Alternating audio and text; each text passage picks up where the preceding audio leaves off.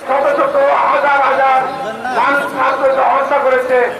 এই অপরাধে শেখ হাসিনাকে অতি সত্তর গ্রেপ্তার করে বাংলাদেশে ফেরত নিয়েছে, তাকে বিচারের মুখোমুখি করতে হবে। শেখ হাসিনা পালিয়ে ভারতে আছে।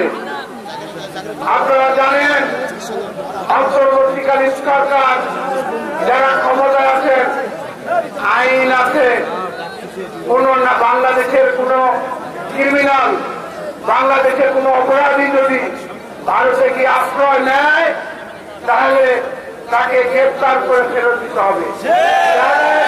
শেখ হাসিনা এই দেশের মানুষকে যে হত্যা করেছে, এদেশের মানুষকে খুন করেছে, এই যে শত শত হাজার হাজার মানুষ ছাত্রকে হত্যা করেছে, এই অপরাধে শেখ হাসিনাকে অতি সত্তর